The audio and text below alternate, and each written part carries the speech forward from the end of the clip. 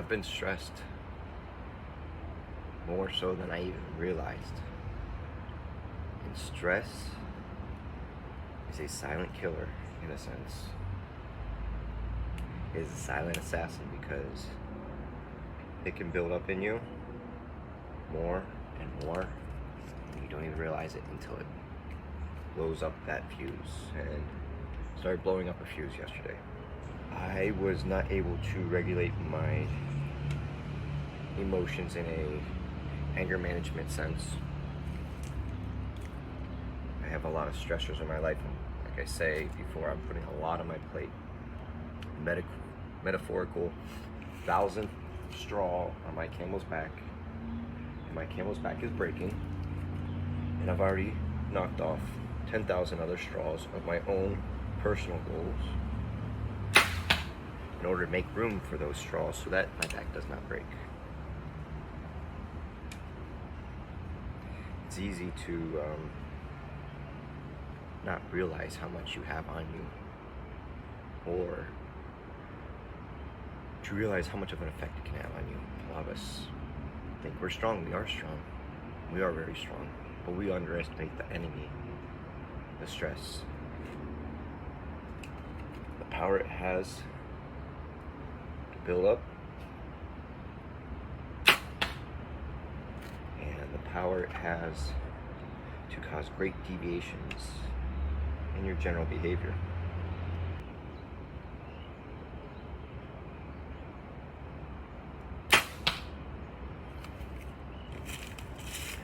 So what is important is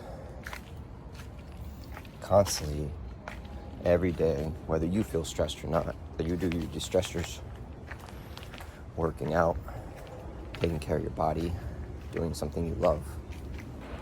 So some things that are causing issues or problems for me right now is I have so much on my plate, like I said. At the same time, I'm so accepting of more on my plate. I just pile it on, and then certain things lose priority to the other things. They get pushed in the back burner. That includes my goals as well as the goals of others.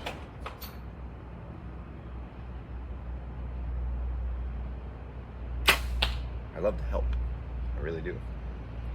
And I've created this goals gang where I try to help my motivation, help them, help us keep each other accountable. And to a further extent, so getting a bunch of people who want to join. Further extent, I really want to help people when I hear their cries of help. So I've heard John's cry for help ever since the first day I met him. And when I see somebody fucking up their own life, I try like hell to help them. And I'm very aware of the concept. You can only help somebody that wants to help themselves. I can keep giving the good advice, the motivation, the push to become better or improve their situation in one way or another. But it won't mean anything until they decide they want it. The issue is I'm getting frustrated in my own mind that people aren't accepting my goodwill, good faith help. But it's not the problem. The problem is, it's a nice bullseye by the way. The problem is that they might not be at the spot yet in their life that they want to change. They might not want that change or that motivation to come from me. And they already know everything, so when I tell them the same stuff that they already know, like, yeah, you're not telling me anything new, I already know all this stuff, so like, who are you? You know better. And I'm not saying that I'm better when I try to help them. I'm being the friend that I think I'm supposed to be. What happens when you try to push a electrical system to its limit? Amperage gets too high and it fuses break. They burn up. When I'm pushing myself so hard that I'm putting so much on my plate and kicking all the other stuff that should have been done, or, ooh, my goodness, that's some beautiful grouping. You got to do stuff that you love too. De-stress. This is probably my best performance so far. Only one missed the target.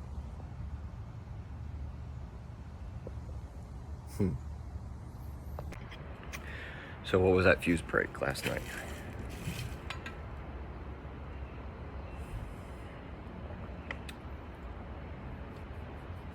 I already have a shit ton on my plate. I got Eric trying to get me to trade for him, saying that he has a complete strategy for me.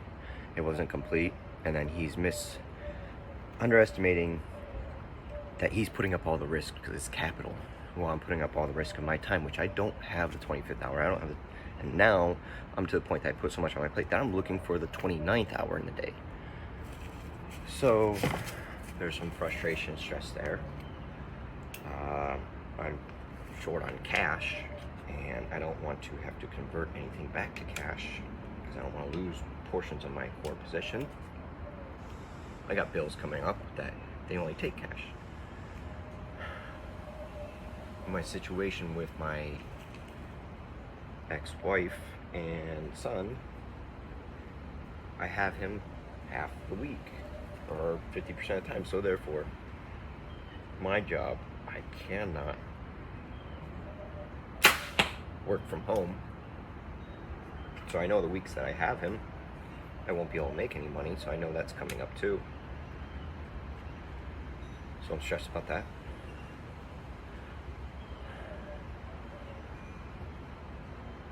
I am stressed about world events and some stressors on that, and I see some build up, and my mind's always turning, so I can pretty quickly contemplate like what it could culminate to, and it's not good. On top of that, so the fuse break last night. I set up the live stream. I start texting a bunch of people, and it's always a stressor to only have 9 people fill up the list, and even just the texting and building the list, it's stressful because not only do I have to invite people that haven't been in the room for a while and try to get people back in, I also have to bring in the regulars because, well, they want to be on it. I also have to make sure that it's a good action game because who wants to watch it otherwise? So it's a big balance between players and player sets. So yesterday, Jason is there, which was a commentator for us in the beginning. He is a radio host. And he kind of just like stopped doing it. I thought maybe I upset him in some way. I remember there was one day that I was starting the stream and the software was crashing on me. I was just kind of swearing at the computer, and I was obviously heated, and I was overly stressed. And then he kind of just didn't want to do it anymore. I thought that was the reason, and he said, no, that's not the reason. It was just I had life things as well. So cool. You want to do the next one? Yeah, okay. So I wanted to build one so that he gets back in. Nick's also back from WSOP, and I wanted to get him on it, so I asked them both for a day that works for both of them. And it was Monday, so set that up. Cool, that's the first step. I have to get commentators first. Then I start texting people. I over text tons of people. I get a shit ton of responses, and I'm just building a list as I get the responses. I don't know how I'm supposed to do it otherwise, but at the same time, there are some action players that I absolutely want to make sure that they have a seat because that makes a valuable stream. Adam responds, and he responds after everyone else. Not too much, but just everybody wanted to do it, and I over text people. So I text him and I say, hey, technically you're 13th, but hey, if you can bring this one action player, I can move you up with him. He responds upset, and maybe it was the way I put it, and I could understand that, but so I say, hey, technically you're 13. If you can get this other guy, I can move both of you up and put you up top. He responds, I've been on every stream, I've been on time, and you have me 13th, disrespectful. Action player here. He says no. I say, hey, I'm not being disrespectful. You know I respect you very much. I try to do things fair. It's a very tough thing, tough balance. I explain all the things I just explained. Like, I over-text people and so forth and everything. I said, I have to balance it between good players. That's the only reason why I'm saving that seat above. And that is the reason why I would have to move. I would move both of you guys up too, because that is part of it. It's necessary. All right. And I'm like, I don't know what to do. Like, this thing is so stressful that I don't even want to fucking do it anymore. People don't realize all the moving parts and the politics. And he started realizing, but maybe it was just like initial. I said it wrong. And so forth. Not the main issue, but that's another stress that I'm thinking of. The other day, John left the room upset because, the hostess told me, because people keep talking to him about stocks here, and he just comes here to relax, right? But there's some other things that happen, like some people that I felt were disrespecting his generosity.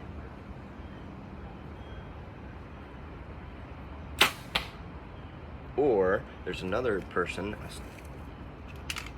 a dealer, that is blindly asking for, what should I buy? What should I sell? Not thinking about it at all, not putting any research himself. So I didn't know was it the player or the one person that said, hey, John, you owe me $35 for, like, when we went out to the club. Now, the irony of that, and what I thought was incredulous, was, hey, what the fuck? John covers everything almost every time he goes out. He loans you money all the time. He is so generous to everyone. I don't care what you covered.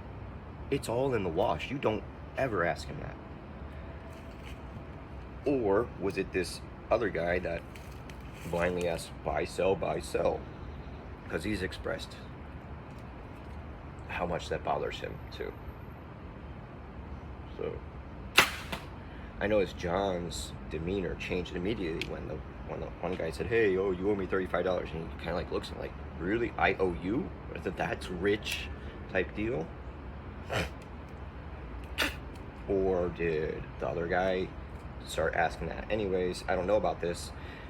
He sits at a table next to me, and I roll over to him, and I just want to ask him real quick a question, like, Chipotle had consolidated and volume died out, and I just want to ask him, like, in your opinion. I'm not like that. I talk passionately about what I like to talk about, and some people don't like that. But relationship over, like, stock talk with me and John is completely different than John and the other guy. John is coming in at times and asking me my opinion on what's happening, or he'll be looking up at the news and see, like, Biden banning exports on natural gas, and he's like, so what does this mean, and why is he doing this, and the implications. So, like, we have more of a mutual conversation as opposed to other. So I'm trying to, like, find out all that there is going on, because I do want to know, hey, if I bothered you when I talked to you about stocks, I'll stop. And so I text him that afterwards. Anyways, fast forward to yesterday. I'm very stressed, and I don't realize it. He walks in. Bitcoin has been on a slight medium tear, or slight short-term tear. Bounced from, I think it wicked down to 56, but basically the bounce formed at about 58, where I put out, I said, hey, right here, it's probably going to outperform gold for a bit. It's probably going to have a nice bounce to 64. It did that. It did start outperforming gold. since last Friday. I set it on Tuesday, and that's when I was consolidating and doing. It wicked out at about 65 yesterday, and it was sitting at 64 this morning. Last night he walks into the room. I know he's long Bitcoin. He's super happy. As soon as he walks in, I say, "Hey, John, did I tell you about the guy that wants me to trade Bitcoin for him leveraged?" And I catch myself. I realize, I say, "Oh wait, I'm not supposed to be talking about stocks. I'm sorry." So I stop and I make a mental note. I'm like, "Don't talk about stocks." So I don't want to bother him. He's there for fun, but he's very happy because he did well today. Wow. Now today is a different story, I guess, because he is crushing it. Yeah. So then he starts talking about markets and stuff like that twice I stop him. I was like, "Hey, I thought you didn't want this talk, and just be careful, because if you talk to me about something I am passionate about, I am going to respond, and I'm going to get going, and it's going to be a full-blown conversation." And then the host texts him, and he shows me the message, like, "I don't understand this message." And I'm like, "Is it a message from me?" And I look over, and he says yes, but it's not. It's from the host. But he also doesn't have contacts saved as names or something or other. I'm not sure. And it says, "Hey, I hear that stock talk has already started. I'm sorry, this and that, but I'm glad you're back." So I instantly text her, and I say, "Hey, LOL. He started it. I tried stopping it twice. But if I warned him, if you talk to me about something I'm passionate about, we'll talk about it." So what happened was some other dealer said, "Oh yeah, the stock talk's going on again," and so forth. Okay, no problem. And then he's talking about how much he made. He made, take 4. He says, "Yeah, this bounce, I made $500,000. I don't think he's aware, when you talk to everyday normal people about numbers like that and how results like that, how it can make them feel, because they might be struggling in life. And that amount of money is life-changing to some people." And he's just like, "Oh yeah, I made this in a weekend." So I was like, "Oh, so I said, "So, oh, now you have enough to open up your animal shelter, right?" Because that was the first thing that I figured out. You have no goals. What is your dream? Well, I like animals. Why don't you make it a goal of making enough in the market that you open an animal shelter? So forth, right? Now,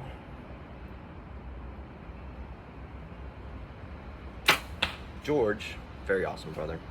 He's about 72 or so. He is a world-class archer, world-class hunter. He leaves the other game and he walks over and he talks to me on the side of the table while I'm playing, asking this and that. I'm like telling him about how my sets went and the epiphanies that I've made in form. And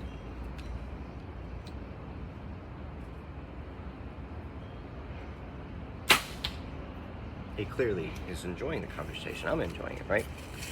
He says, "All right, I'm taking off. I'm going on vacation. All right, bye. Have a good day." Afterwards, I turn to John and I say, "There's another one," because when we went out with John, he said something that hurt me quite a bit, even though he claims that he was saying it to nothing I can't handle, so forth, saying, I can count on one hand how many people enjoy talking to you at the poker room, because you're unapproachable, you talk at such a high level, and so forth. And I've known this for all my life, that when I speak on things, I speak with such high confidence, and if I don't know something, I educate myself. And a lot of people, they go through life without much confidence in what they're doing and what they're saying. So it could be off-putting or intimidating. But just because they're intimidated or off-put because they haven't put themselves at a higher level, does that mean that I'm supposed to dumb myself down or bring myself down a level or a notch so that they don't feel uncomfortable? I don't think so, because I don't want to be less of me. I just want to help them raise up. So that's the same reason why I'm doing this weight gain challenge or weight loss challenge with everybody. It's not really a challenge, it's a motivational tool that works for me, but I'm hoping it works for them. So when I say, there's another one, he says, okay, you're at 1. And I look at him like, are you serious, dude? Like, I told you at dinner that this hurt me. I'm not saying this, but I'm thinking in my mind. I told you at dinner how much that hurt me and affected me. I said, well, no. The other day when you said that, I went home muttering under my breath, like, oh, well, fuck this guy, blah, blah, blah. And then I counted on my hand, I got to 5, and then I added on you, John, which is 6, and I just stopped counting because I was like, obviously, he's wrong, right? That's not the issue. And then I said that exactly that. I counted to 5, and then you were the 6, and then he's like, okay, you're at 1. I'm like, what? And he said, I know people, basically saying he knows how to read people, this and that. And I was just so frustrated with my stress that I did not take that well at all. But I also didn't take it well. There's another arrow on top of an arrow. Helps. I didn't take that well. Because I took it as, buddy, all I'm doing is trying to figure out how to help you. I've been racking my brain and trying to figure out all these other people and figure out how they're upsetting you. And I keep asking to help you, and I know that it doesn't matter until you want it. And you keep saying, I'm right about all this stuff, but you know too that you need to want it yourself. But the point is, I'm doing all this to help you. Why would you do something that you know triggers me? And I was pissed. I just shut up. I was like, you know what, dude? I'm done with you. I had some things to do for the stream, and I need to make money. I need to play. But I get up from the table and I go do this stuff in the stream, and I come back. I'm pissed off, and so I say, hey, I'm just not gonna engage. He can tell instantly. He knows. Staring straight forward, not looking towards him, looking at the rest of the table, and so forth. And he's trying to make conversation instead of just being direct, like I would, like, hey, did I upset you?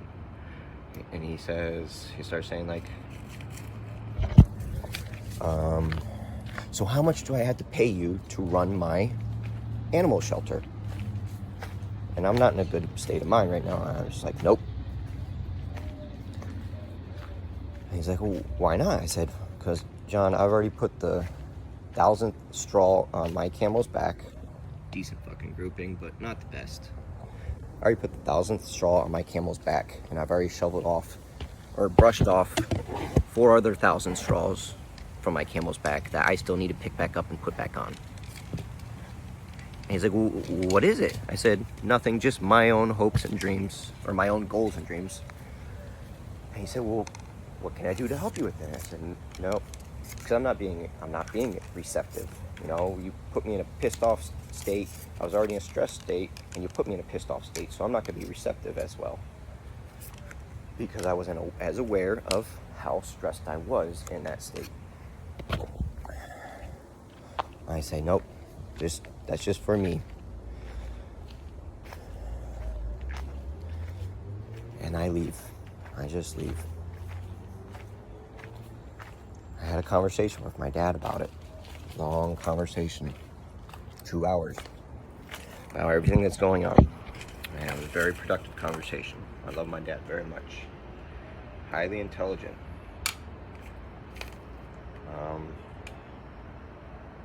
My most valuable resource in this world. My mom is very intelligent too, and she's a very valuable resource too. I'm not downplaying that at all. They're very high level.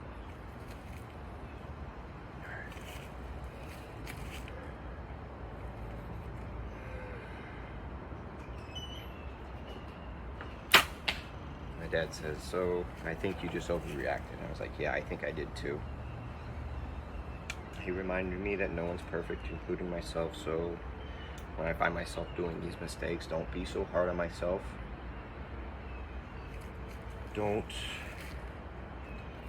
It's okay to want to help people and give them good advice. Don't get upset when they keep doing what's fucking up their life. Don't take it as disrespect. Don't take it as, well, I told you and you still don't want to do it. If they don't want to make that change now, that's their prerogative. And he kept saying, it's not your job to save these people, right? Yeah, I know. But when I hear John's cries for help, and I see what he's saying, I hear what he's doing, the recklessness, and he's crying out to me saying, hey, I'm afraid I'm going to end up in a ditch one of these days. And I'm like, yeah, if you keep going this way, it's going to turn into some sort of extreme. You don't need to go to extreme and hit that rock bottom before you can make that change. You can mimic rock bottom. I just want the best for people. So much. And I'm having issues. I've had these issues all through my life, and it's made a realization on a personality trait or deficiency that I think I have that is causing social disconnect between what I'm trying to tell people and how they receive it. So I'm not delivering my message in a proper way that they receive it, or I'm delivering it at wrong times, even though I think any time is the good time. I promised I wasn't going to stop helping. I'm not going to stop trying to help, even though that friend hurt me last night, because like maybe he was just doing it as a joke, but I took it as, I don't know the terminology right now, you know, like a drunk man's words or a sober man's thoughts type deal.